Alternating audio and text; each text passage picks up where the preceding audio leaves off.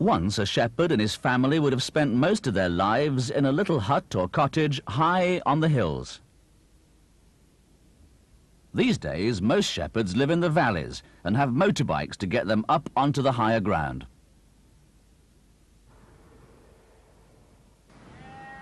Close to the farm, the better quality grassland or in-by land is used to grow winter fodder for the animals.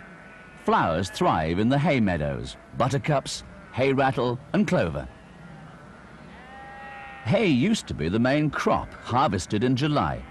But you can get a bigger and more reliable crop from cutting the grass earlier and chopping it up for silage, storing it in airtight clamps instead of haystacks.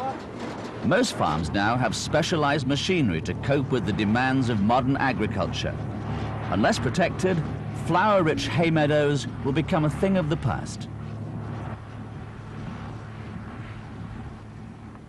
This heather-covered ridge of fell sandstone west of Rothbury is managed as a grouse moor.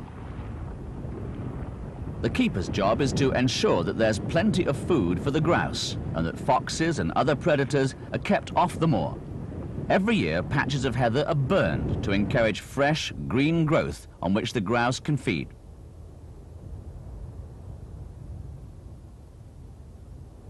Close to the heather moor is a plantation of conifer trees. This one is owned by the Forestry Commission and will be felled when the trees are about 40 years old. Today, the keeper has come to talk to the forester about a fox that's been causing trouble. Hello, Stephen. Glad you can make it. Those cubs and the vixen you're on about, getting out on the moor there. I've been moving some lambs and pulling the goats off the nest. Are they coming out on your side of the moor? Aye, coming down that side. Found an earth which might be interesting. There's 6 cubs in there. Yes, and the vixen's been making an awful lot of rival down there. Aye, There's a lot of feathers down by the earth and all. Look for them as soon as we can. Shadowy forests of Sitka spruce make ideal hiding places for foxes. So the keeper and the forester have to understand each other's problems and work together. Sure where it is, you probably get out there. Aye, go on, thanks, eh? Just over this way.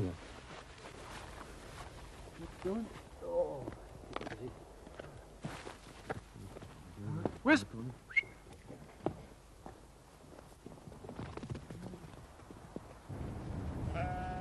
As well as being keepered for game birds, the moors are grazed by blackface and Swaledale sheep from a tenant farm nearby.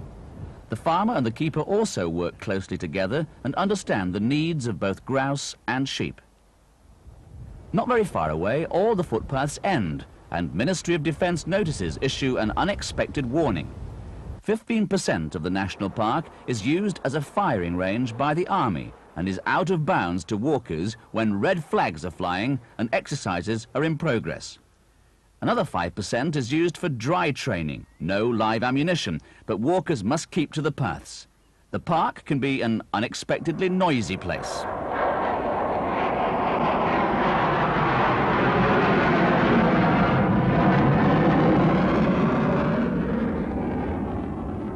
So, whose park is it? Who owns it? Well, we don't own the National Park, the National Park Department, even though you might think we do. The Ministry of Defence own a fifth, the area here, around Coquetdale. The Forestry Commission own another fifth, around here, Kielder and Wark Forest, and their job is to plant trees for timber. And the rest of it, the other 3/5, is owned by other farmers and landowners, people who live and work inside the park.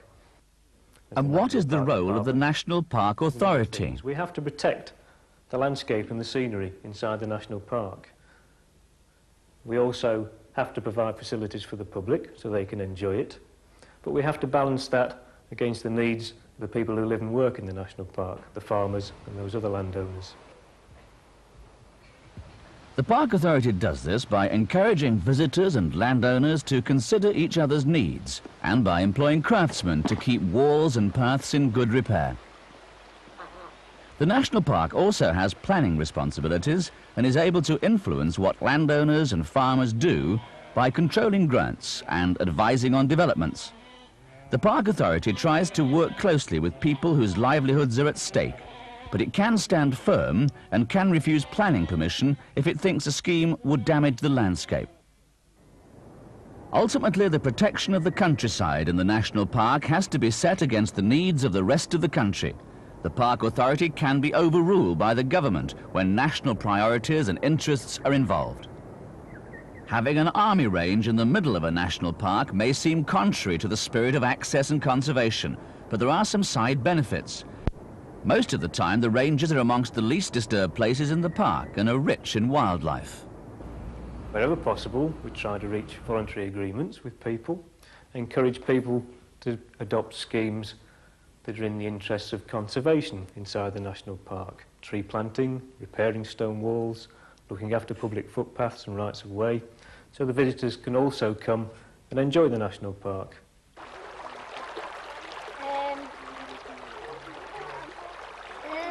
The Park Education Service gives talks, runs guided walks and field work sessions, produces publications, and tries to keep teachers and youth leaders up to date with advice. This one's moving very quickly. How many tails has it got?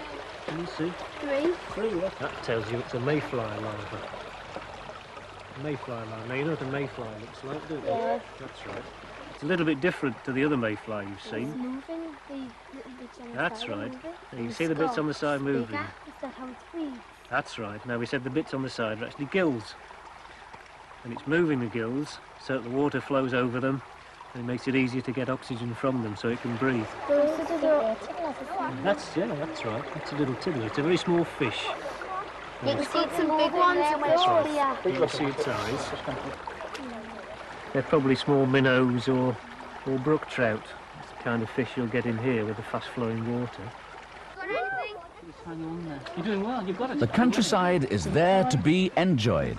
Look at Northumberland National Park. It's full of adventure, of things to do and places to go. It may seem a world away from the city, but it's closer than you think. Kevin, you could take a scorpion. They're very still cool. We have. You know that we can stretch the slice. Nicky, I'll go over where you were get from. I'll pick the rock up. Rocks. Just pick some kind of big rocks up. Yeah, I've got another thing. Yeah, I've got another thing. Look at them. Look at them. I think we need to get them.